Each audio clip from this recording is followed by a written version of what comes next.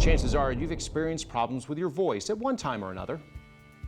Colds, allergies, bronchitis, or cheering for your favorite sports team can result in a hoarse voice or even no voice at all. But there are also more serious voice conditions which could warrant a trip to the doctor. In fact, an estimated 7.5 million people have disorders of the voice. If you or a loved one has noticed changes in your voice, you'll want to see a specialist to rule out the development of vocal nodes or other medical problems. The specialists at Lake Ear, Nose, Throat and Facial Plastic Surgery explain how they test and treat their patients.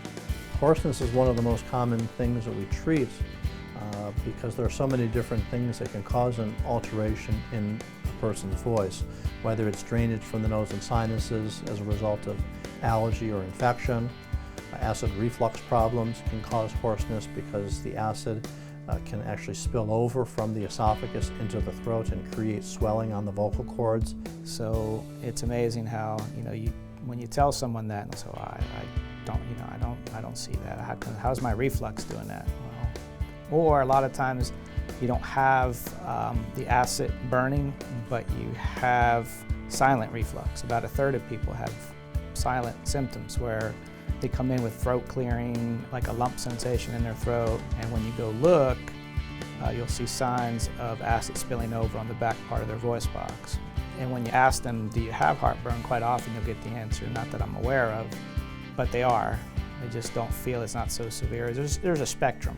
And of course, when we look at the vocal cords in a patient who has hoarseness, we want to make sure they don't have any nodules, polyps, or even something more significant like a cancerous growth down there that could be causing problems with the voice. The voice characteristics are very, very fragile, so any degree of swelling or nodule or any kind of growth on the vocal cords can cause a person to have an abnormal voice. In ENT, a lot of the more common head and neck cancers or oral cancers, secondary to heavy smoking and alcohol use. So some of the lesions may be picked up by their dentist doing an oral exam. And so a lot of them have to do with the upper airway, whether it's on the lip, inside the mouth, down in the throat, the voice box. The voice box is a very common area. We treat the, quote, normal or the usual head and neck cancers of squamous cells. A lot of those are not resectable unless you have a big operation, which most people don't really want to go for.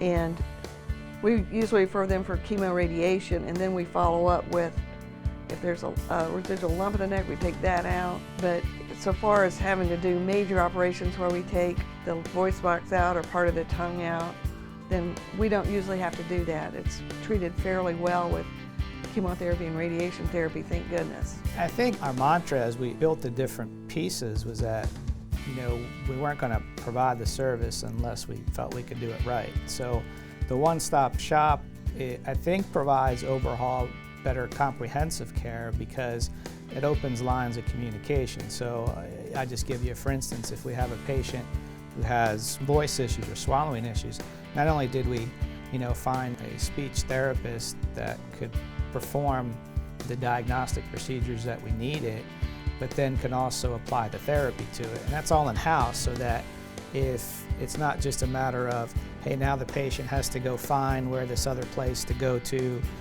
has to get used to a whole nother system, the information or the results have to somehow get communicated back and forth, where under one roof, that becomes very easy and very efficient and very effective. For more information on this story, as well as links to the specialists at Lake Ear, Nose, Throat and Facial Plastic Surgery, please click on the Vibrant Voice story link on our homepage at yourhometownhealth.com.